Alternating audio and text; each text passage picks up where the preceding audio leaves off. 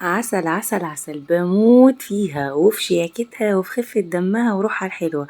وهنا بقى الفيديو بعنوان لما تكوني امرأة أربعينية وتقرري تحتفلي بعيد ميلادك بنفسك. إن ما كنتش انت تسعد نفسك مش هتلاقي حد يسعدك، وبهدلت الدنيا وعملت كل حاجة ويلا بقى النظافة. المهم ان انا بسطت نفسي بنفسي. اسعاد الذات او ان انت تسعدي نفسك دي من اهم الحاجات اللي المفروض كلنا نسعى ليها جاهدين ان احنا نوصل لها. لان انت لو مش مبسوطة ومش سعيدة عمرك ما هتعرفي تسعدي اللي حواليكي، وهتحسي دايما ان انت مقصرة معاهم بالرغم ان ده غصب عنك، وممكن يكون التأثير اصلا من اللي حواليكي. لان زي ما بيقولوا الاهتمام ما بيطلبش. فطبيعي لما انا ملاقيش حد يبسطني ويهتم بيا ويسعدني ويحسسني باهميتي وبوجودي، وان هو يهتم ان يفرحني، اكيد اكيد هيخليني انسانة محتاجة دايما للاهتمام، وفي نفس الوقت مش هعرف اسعد اللي حواليا.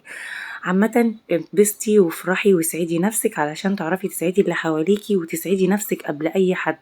طول ما انتي سعيدة طول ما ان شاء الله ان شاء الله هتحسي بقيمة نفسك وحياتك. شيختي على الفستان القمر، بحبها جدا وبحب شياكتها، متصالحة مع نفسها جدا، بتلبس اللهم بارك لبس يجنن، فساتينها كلها تجنن. هنا بقى هي ما شاء الله عليها حامل، فجايبه التربو اللي هو هتحط فيه حاجات البيبي، بتجهز للولاده.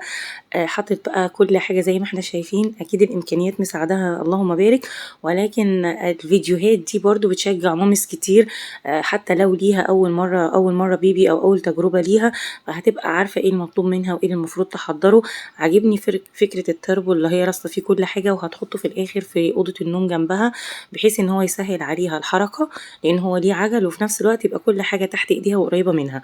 حطت كل حاجه ممكن البيبي يحتاجها، الببرونات، البامبرز، الفوط، المناديل المبلله، كل حاجه. وحطت السرير، وطبعا ربنا يقومها بالسلامه. رتبت الاوضه ما شاء الله، شايفين الاوضه يعني ربنا يوعدنا كلنا. هي تجنن تجنن، وبرغم من كده هي بتعمل كل روتيناتها وهي حامل في الفتره اللي فاتت دي. فبتستعد بقى ان هي تنظف حتى غسالة الاطباق. زي ما انا قلت الامكانيات بتفرق، اكيد اكيد لو احنا عندنا كل الامكانيات دي هنعمل اكتر من كده، بس ده ما يمنعش ان احنا كستات باقل الامكانيات بنعرف نخلي بيتنا قصر، ونخلي حياتنا كلها في منتهى الجمال والنظافة. انا بيعجبني روتيناتها وروحها الحلوة وحاجاتها اللي تجنن. بصوا هي حامل يا عيني والله، والله يقويها الله يقوينا كلنا. وسبحان الله قبل الولادة كده بتلاقينا كلنا قمنا ومسكنا البيت، تنظيف وي وي، زي ما بنكون خلاص بنستعد لتوضيب عشنا زي ما بيقولوا. يعني هي تجنن، يعني بنستفيد منها في حاجات كتير.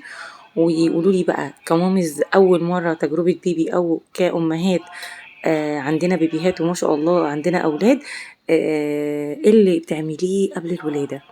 يعني ايه وهي روتيناتك؟